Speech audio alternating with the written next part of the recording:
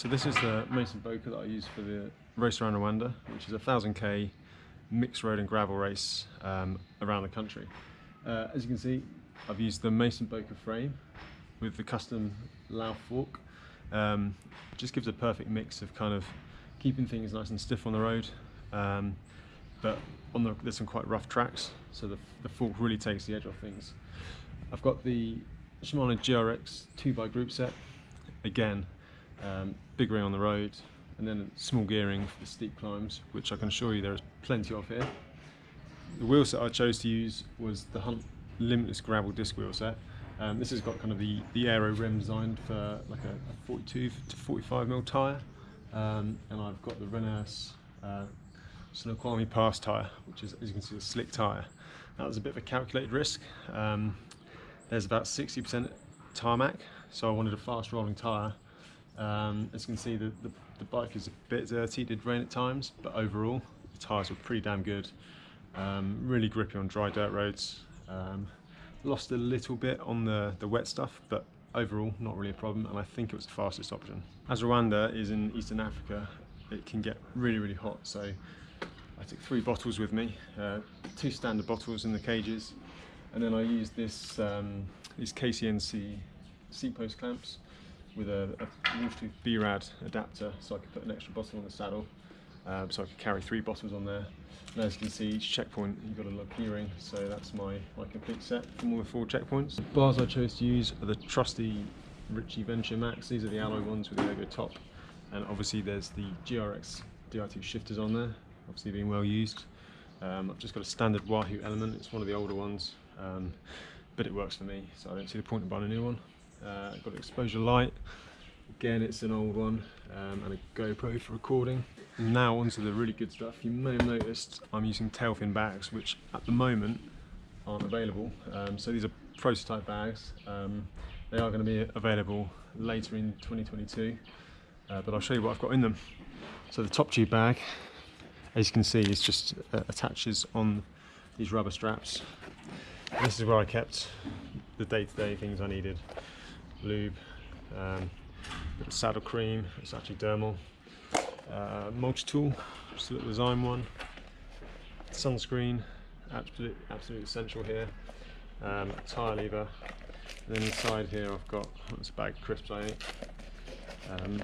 Lip balm, and then I keep the tyre plug, the dyno plug, quick and easy to handle in the side netting here. And then I also took a lot of rehydration sachets. I just use Thyrolyte, pretty standard. Just when you're sweating this much, you need to keep the minerals in there. So again, I keep that close to hand. Onto the frame pack. As you can see, I'm not really carrying very much, so I didn't carry any sleeping system. My idea was to sleep at checkpoints, which, well, it didn't work out in the end because I didn't really sleep. I had a few power naps at the side of the road. But this is where all my clothing was, and some food. I was also wearing the new Albion cargo shorts, so that's where I carried the bulk of my food to eat on the road. Yeah, I'll show you what's in here, and you can see the clothing and the other gear that I used. So I've got a lightweight Albion gillet, so I use this just to take the chill off in some of the descents. You know, folds up very nicely in the pocket, put it on nice and easy. Took a rain jacket, again it's the Albion rain jacket. Pretty lightweight, folds up. It can rain a lot here in Rwanda. There was a few showers, thankfully I didn't need to use it too much, but you just can't take the risk. One thing I did use a lot was the ultra lightweight insulated jacket, again from Albion. So this is good just for keeping a little bit of extra insulation on there. You know, when I stopped going down big mountains, like you're sweating lots, it's 40 degrees, so you need to kind of keep warm, and at night it can go down to about sort of 10 to 15 degrees, which after 35-40 in the day feels pretty cold. In addition to that, I've got some knee warmers, which you can see are covered in mud because I fell in a muddy puddle. Some arm warmers, again I use those at night. And I've got my pump, just a design one, loads of tape on it, always useful to have. My hunt cap, again good in the rain, keep the chill off. My toolkit, which I will run through separately.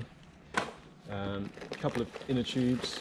I'm running tubeless, but again, if you split your tyre, you're going to need to replace the tubes, replace them with tubes. And then I carried a bit of food, so I've actually got a few dregs left. I had these crepes I took with me.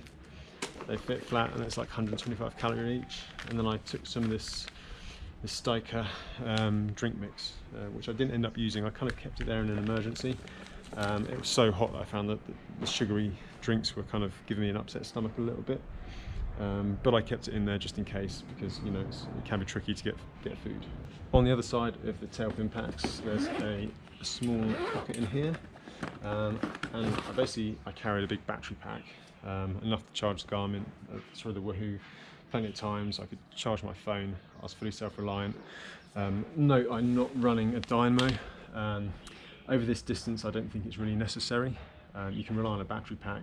Dynamo gives you extra drag, and when you've got this much climbing, you can't always rely on it to charge and light properly. Plus, it means I could go for the fast wheels. As well as that, I had my money in there. Unfortunately, a necessity nowadays is a face mask. I had a spare, or a backup light, the exposure joystick, which I also used on the downhills just to light it up. And then, yeah, toilet roll, which came in useful because I had an interesting time with my stomach. And that's pretty much it. So I'll just run you through the toolkit that I take. It's a fairly standard kit I take, adapted depending on the race, but pretty much stays the same. So obviously it's just a design bag. See, it's well worn.